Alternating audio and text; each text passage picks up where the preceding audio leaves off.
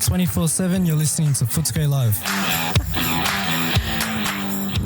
Welcome everyone, we're broadcasting live from Whitten Oval. You're listening to Footscray Live. My name is Piper and with me today I have Luke, Jolie and Miles. This is a community show with our special guests Jackson Smith and Phil Edwards. Hi Phil and Jackson, welcome to the show. So in this club, what roles do you guys play? So I've been working for the Western Bulldogs now for about 6 months. And my current role is working within the Western Bulldogs Community Foundation as their partnerships and marketing lead. So handling all the kind of raising the profile and commercial elements that come to the foundation. Mm-hmm. I'm a casual with the foundation, and I work in the health and wellbeing area, where my main focus is working with the Sons and Daughters program and just assisting the team with other jobs that they've got on. Yeah. So what, I guess, inspired you guys to go into this career pathway, I guess? It's a really good question. So I suppose my background is a little bit different, I suppose, to where I've ended up, but I have a bit more of a commercial background, so it's kind of working with brands on ways that they can raise their profile through commercialisation. And I think the opportunity to come to the Bulldogs and work here, particularly, obviously, the brand of the Western Bulldogs is really well established, but the Community Foundation as a whole, I think not everyone kind of knows what we do and how we go about it. So the opportunity to develop that using the IP of the Bulldogs, to me, was really exciting. Yeah. I've actually got an engineering background, but I've always had a passion for youth and men's health, and I went along to one of the programs that the foundation was running. And the last 5 years, particularly the last 2, I suppose, I've really been passionate about youth and men's health. Yeah. So that's how I got involved. Yeah. Yeah, so do you guys think that you could tell us a little bit about the role and the work of the Western Bulldogs Community Foundation? Yeah, absolutely. So the Western Bulldogs Community Foundation is the community services arm of the Western Bulldogs. So the Western Bulldogs has a really strong and proud history of being the community club of the AFL. And we work across 4 key areas, and that includes diversity and social inclusion. So that means trying to, obviously the West is really diverse with the types of people that live in it. Yeah. So we try and bring everyone together through vehicles such as sport, through something called our Coldplay program, which is using the platform of football to kind of get everyone to learn English, integrate into society or into Australian culture a little bit better. And we've seen some really positive results from that. And our second stream is across health and wellbeing, which I'll leave Phil to talk about. With health and wellbeing, we run two programs, Sons of the West and Daughters of the West, and it's open for people 18 and above. And it talks about looking after yourself on a physical sense, and also and your mental health and eating healthy. So, and then. And then thirdly, we've also got our youth leadership stream, which works with kids such as yourselves and all across Western Victoria, and trying to teach them basic leadership principles that help them become leaders in their community. So yeah, it's a very diverse portfolio in terms of what we do, but we have a great team upstairs and who deliver these programs all the way from Maribyrnong all the way up to Warrnambool. So very committed team, and yeah, we're very fortunate to do what we do. How do you think having a well-known AFL team helps the foundation? Yeah, it's a really good question, and to be honest, it helps a lot. So I think in today's modern landscape, there's so many not-for-profit organisations and charities going around that it's really kind of hard for them anything to have a differentiating factor. But the fact that we're able to leverage the IP of the Western Bulldogs is not only great to raise our profile, but what it does is actually create a really strong catalyst for change amongst participants. So, for example, if we're going out and delivering our Sons of the West program, people are a lot more likely to kind of be involved and listen or discuss topics about health when you can attach something as, I suppose, I don't want to say masculine because we've got a really strong AFLW side as well, but with the IP of the Western Bulldogs, people are more likely to talk about their health when you leverage football. So, it plays a really big role for us. And do you think the club's changed since you've introduced AFL Womens and stuff? I don't think necessarily the club's changed per se. The club's always had a really strong commitment to gender equity. And I think just the fact that we've now able to field such a strong AFLW team, led by Nathan Burke, who's our new coach for this year, it's going to hold us in really good stead. But no, it's always been a strong focus of ours, gender equity, and I think that that's only going to shine through the AFLW program. Yeah. So, how does the foundation finance itself? Is it through donation or through the club or? Yeah, it's a really good question, and a lot of that sits with my new role that's been created. So we're really fortunate where we're able to work with government partners. So we work with Vic Health. We receive government funding for certain programs, but we also have a really strong plethora of corporate partners that we work with. So we have WorkSafe, which has just jumped on board this year as the major partner for the Western Bulldogs Community Foundation. We've got PowerCore, who are also really strong in providing us with some financial support. And we've got many others across all our programs, including Water Gardens. I don't want to leave anyone out now. You put me on the spot. Water Gardens. We've got EML. We've got a really strong border partner. So that's how we predominantly finance ourselves. But the club's also really committed to the community foundation. So they also help us out where they can. Do other football teams have community foundations as well, or just Western Bulldogs? Yeah, it's a really good question, mate. So I think there's a growing need amongst AFL clubs to give back to the community, and other clubs definitely do have a community arm. So the difference between us and I suppose why we're designated as the community club of the AFL, I suppose, is the plethora of programs that we offer. Yeah. So, for example, Richmond have a really, really strong Indigenous program, but that's really their main focus. Whereas, as we've kind of discussed earlier, we kind of go across health and wellbeing, youth and diversity, and social inclusion. So yeah, it's pretty broad. Just a quick question. Sorry, Luke. How do you think the dynamics changed since you won the 2016 premiership? I can't actually speak too much for it as I wasn't actually here, but I know when you kind of talk to people within the club, I think the fact that in terms for the foundation, it was, I suppose, able to raise the profile of the Western Bulldogs a little bit and draw a little bit more attention to the work we do. So we were fortunate for that regard. But I think the best thing about the 2016 premiership was probably more just getting the monkey off our back. Yeah. It's been so many years since Footscray was able to see a flag, and I think seeing the joy that kind of spread throughout the community when we were able to break the hoodoo was pretty special. I'm pretty sure the Western Bulldogs haven't been involved with the organisation Pride Cup. Were you involved, the foundation involved in organising that? So we do a Pride game with Carlton during our AFLW series, which has been really strong. And then we're also working to do one within the AFL this year.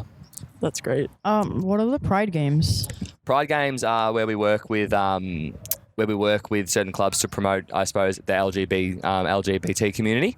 And yeah, it's promoting, I suppose, any anti-discrimination and how we can kind of use football as a platform to extinguish that. Okay, and what's it like? What's it like working with AFL Football Club, and how's the mood around it? Mate, it's fantastic. I think one of the coolest things about working for an AFL club is the one in all in mentality. So we're all working towards one common goal, and what happens on the field is only one very small part of it. There's a lot of stuff that goes into all the match days and everything. So being part of something where we're all driving for one particular goal is pretty special, and we're very fortunate to be in that position. Have you two always barracked for Western Bulldogs? Tentative question. So no, I am. I don't exactly promote it, but I'm a undercover Richmond fan. So I have been for quite. I know, right? So I have been for quite a long time. So how can you say that? I know, right? I shouldn't probably say it on live there either, but, but that's where we are. So do you guys think that working with the Bulldogs is, has it changed? So ever since what was your job before working with the Bulldogs? So previous to that, I was working at a marketing agency called Bastion EBA.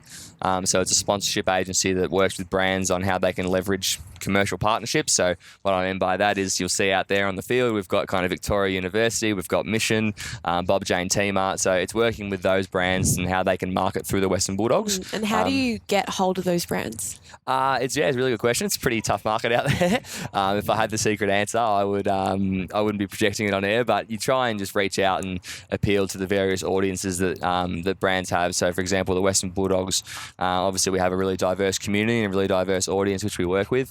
And so sometimes you're trying to appeal to brands to market directly to those audiences. It's not the easiest sell sometimes, but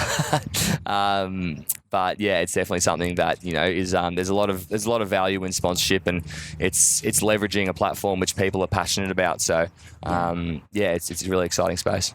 So do you think the job has changed you as a person? No, I don't think I've tried not to let it. I don't think I've always kind of been the character. I'm always pretty bubbly and pretty outgoing. So no, I've never tried, and I never try and let the work side of things affect me as who I am as a person.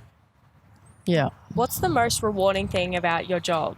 I think Phil's got probably a more rewarding story than me, so I'll pass over to him. Look, since doing the Sons of the West and getting to understand what the club does, and the footy club's a very family-orientated club. I've seen a different side since coming on board to an AFL club. And I think the work that they do out in the West is just absolutely amazing. And for me, coming here and working with the team and with other departments here at the club and going out to the community and bringing programs to the community, that's very rewarding. Yeah, that's very really rewarding. Cool. Yeah. And Phil, we didn't get to your story. What did you do before you worked for the Bulldogs? I've got an engineering background, and prior to coming here, I worked in compliance and occupational health and safety. And I was looking after major construction sites and a lot of workers and a lot of young workers, 17, 18, 19 year olds. So I was making sure that they were looking after themselves, coming to work and being safe. So I've always had a bit of a passion about health and well-being. Yeah. And about 5 years ago, I sort of semi-retired, and I sort of focused on my local community, volunteering in my local community, and volunteering with the youth, helping them through their issues. I came across the Sons of the West program that the foundation runs, and at the time, I was pretty unfit myself, even though I was telling people about looking after themselves and being healthy, both physically and mentally. And going along to this program has just changed my life completely, so... So did you guys grow up in the West area, like the West End of Melbourne, or...? I grew up just down the road in Asker Vale, and I remember coming here as a young kid, watching some great games, and one of my idols at the time was Doug Hawkins, and I've had the opportunity through the foundation to work with Doug a lot. So I've got a lot of memories coming here. Yeah, that's so cool. Yeah. This is a question for both of you. What's been your best experience or story while working with Bulldogs? Meeting the young and up-and-coming people of our community, some potential great leaders like yourselves, what you're doing here on the community radio, and meeting the different diversities that and the communities that people shine through just small little tasks, and I think what you're doing here is fantastic. Yeah, I suppose for me, I've come from more of a commercial background, and so to come working with a bunch of people who are so committed and to giving back to the community and to actually have or see the actual genuine effects of the work you do and the money and seeing where it goes and the impact it has on these kind of vulnerable communities has been probably the most special thing for me. Yeah.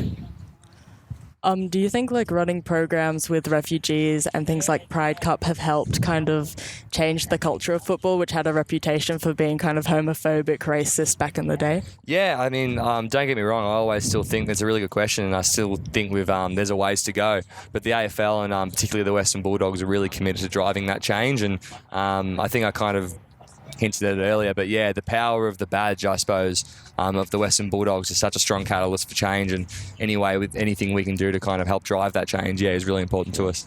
And do the actual players for women's and men's get involved with your foundation? Yeah, so we've got 3 for the AFLW. We've got 3 lovely ambassadors. We've got Ash Utri, Isabel Huntington, and Lauren Sparks. Yep. And then through the foundation, we don't have a direct AFL ambassador, but there's a lot of buy-in from all the players in the club. We recently had our goal program, which was formulated due to all the negative stigma about the African gang crisis in the West. Yeah. And so we had like Libba, we had JJ. I think we had over 11 players participate in that program, and definitely Josh Dunkley's always been a fantastic one for us as well. He's always ready to do his bit. Yeah. So when you guys do talks to kids or youth, do you do it at schools or do you go certain places to talk to them about their health and things like that? Yeah, look, we do go out and visit schools as well as community groups and social groups. Yeah. And the club's very open, and I think the club leads the way in a lot of their youth programs, aren't they, Jacko? Yeah, they are. Yeah, it's youth leadership isn't really something, I suppose, that's touched upon by many other AFL clubs. And yeah, we have a very kind of strong recruitment strategy at the moment. And if anyone wants to express their interest, please head to our website, because the programs and the outcomes that come out of it are really strong. And one thing we should also mention is that all our programs are delivered free of charge. So there's absolutely no cost to any of the participants. And yeah, that's a really important thing for us to make sure, we're not charging anyone for our programs. Yeah. And the youth are very important in all our lives, and that they are the future. And we have a youth leadership program that runs as well. So Yeah, that's really amazing. Yeah, I reckon. yeah, because you are the potential leaders, and our future. So and the club really takes that serious. Yeah. In our community. Just a reminder that you're listening to Footscray Live, and our special guests are Phil Edwards and Jackson Smith. Do you have any advice for people wanting to get involved with the club? Yeah, 100%. So I think everyone knows that it's definitely football is a relatively cutthroat industry, but the greatest advice I can give to anyone out there looking to kind of establish a career, not only in football, but I suppose in any field, is just to make as many contacts as you can and network, and don't be afraid to go and ask someone, hey, do you mind if we can grab a coffee, or do you mind if we can catch up? The worst answer you'll ever get is a no, but people are always really willing to help, so definitely leverage your networks and get yourselves out there. So are you getting money when you do it, or are you just volunteering to do it? So mine's a paid position. Phil is a casual as well. So yeah, both paid positions, but we do have a bunch of volunteers, which we also rely upon. Yeah. What do you think is the best part of the club so far? What do you think's been the most rewarding part for the club's industry? As in like the AFL or the club as a whole? Just the club as a whole. What do you think's been the most worthwhile thing to build the club? I think it's probably all the cohesion that everyone, is building towards one common goal. I think I touched again on that earlier. We're all kind of all our departments are very closely related. We all work with the football department, the admin team, the community team. We're all just part of one big family. And I think when we all drive towards one common goal, we always get there faster. So yeah, that's probably I think the cohesion of the club is probably the best thing that's held us in really strong position. Yeah. What are the biggest challenges that you guys face, I guess? Oh, there's many. If you could list some. Yeah, of course. So I suppose funding is always a big one. We're always looking for potential partners and potential donors to help extend the reach of our programs. The West, as we know, is a very diverse place. So trying to ensure that all our programs are culturally sensitive and culturally appropriate is really important to us. They're probably two of the main ones. But yeah, also just trying to kind of spread the message and awareness of the foundation is always a big one as well. Yeah. How does winning the 2016 premiership help the foundation? Mate. So I think it's really important just to raise the profiles of the foundation and bringing everyone towards kind of bringing everyone towards the same spots. That's been really positive for us. Yeah. What kind of changes does it have when the team loses a game? We've got a really upbeat team, and obviously it makes the job sometimes a little bit harder, but we were really fortunate last year to have such a strong group, and they competed really well, and with such a young list and the boys making finals, that wasn't really a worry. And I think in terms of next year, our list has only improved, and the young kids that are coming up is just going to get better and better. So we try not to think about it, and we try not to let it affect any of the work we do. But yeah, we're pretty confident the boys will go out there and do a good job. Yeah, and do you guys have any upcoming projects for next year that you can talk about?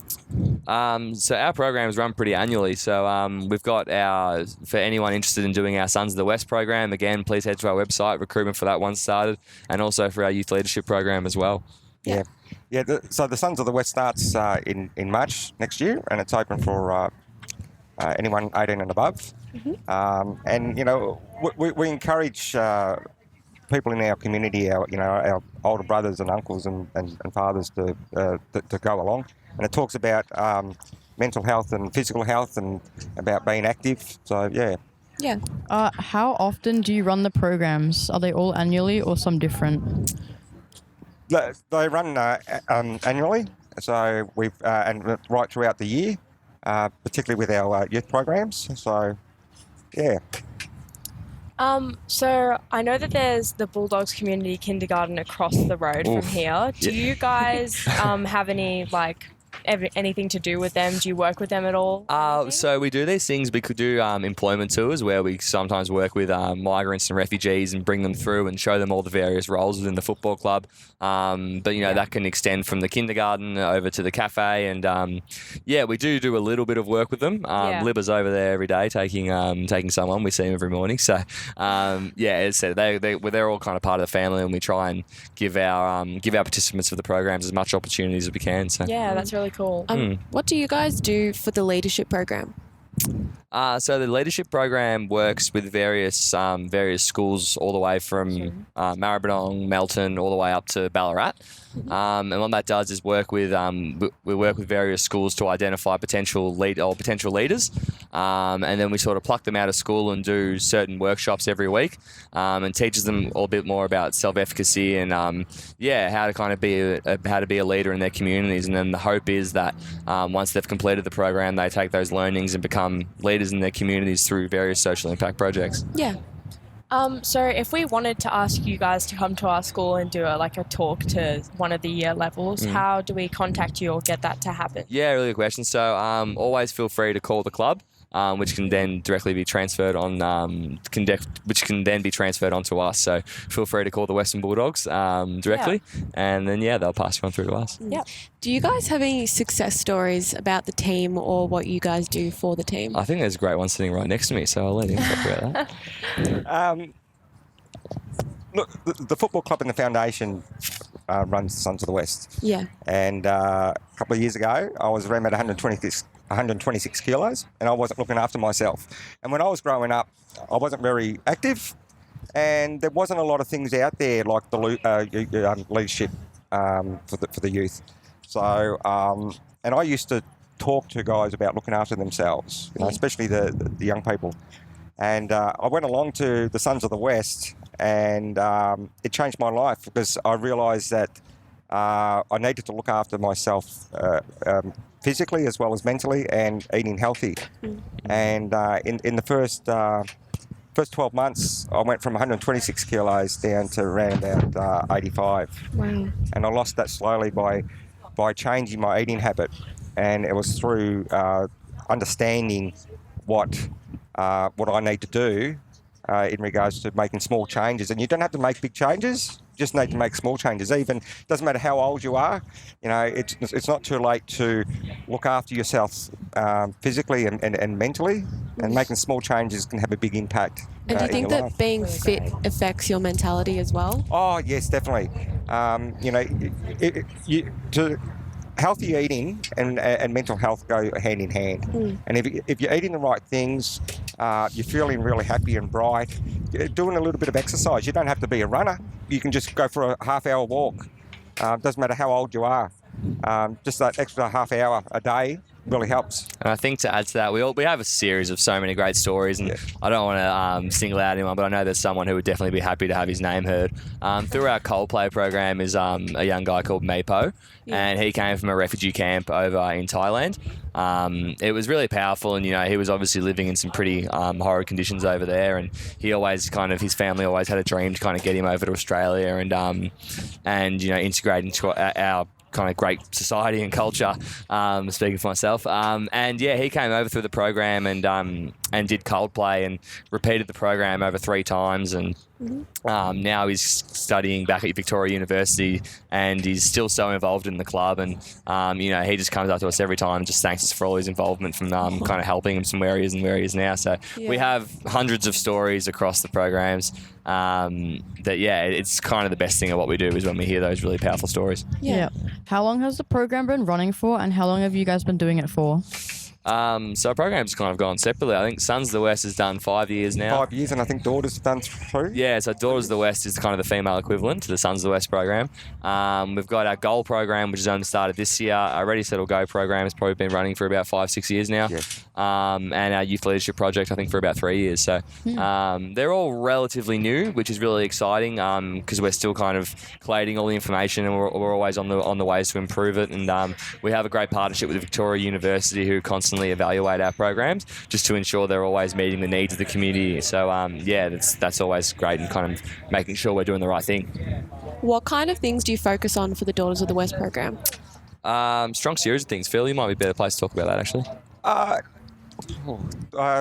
Look, we cover topics from healthy eating to exercise to dealing with female issues that affects everyone.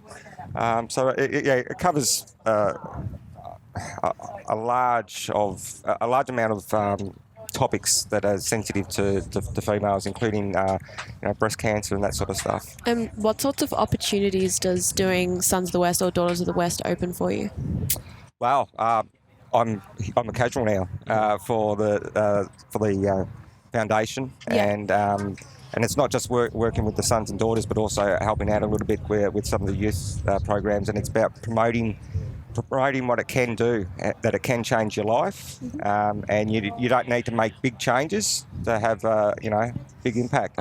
And I think as well, there's a lot of social. There's a big social thing with it as well. So as well as good as our programs are at delivering content, ensuring kind of people are on the right path, it's the social relationships that you build throughout the programs that are probably one of the key things about it. We have these people catching up regularly, and sometimes when you're really kind of on your last legs, all you need is a friend to kind of to pick you up and help out. So that's really powerful. Do you reckon you guys will always work in like the youth and the foundation area of the club, or you'll move around to different things, or do you think you'll stay the same? I think it's never say never. There may be opportunities to kind of move around if we wanted to pursue it, but right now, speaking for myself, and I'm sure Phil's the same, we're really happy with where we are, and we wouldn't change our job for the world. Yeah, look, as I said before, I've got an engineering background and work in construction. The passion, especially what I see that the club has done, my passion's working in the health and wellbeing for the foundation. Yeah, that's awesome. With men, women and youth health. Yeah. And just a final question, because we do have to wrap it up. Sure. What are your hopes for the team next year? On field? Both. Both. I think, I suppose on field it's always the ultimate glory. We want to make sure that we have consistent terms of success, and I think Bevo's done a really great job, and the recruiting team's done a really great job of putting us in prime position for that. Off the field, in terms of the foundation, we just want to extend the reach of our programs and make sure that we're hitting as many vulnerable communities as possible. And I suppose that's what success looks like for us. Yeah, and for anyone who does want to get involved, what are the contact details for the team? So feel free to message info@westernbulldogs.com.au. And also feel free just to call the Bulldogs telephone hotline. Yeah, and if you go to the webpage, there's a link there, and you can actually express interest in some of our programs as well. So. All right, well, that brings our show to an end. Thank you for joining us. My panel was Jolie, Miles, and Luke, and this was the Footscray Live Show. Thank you so much. Thanks. You're listening to Footscray. Thank you.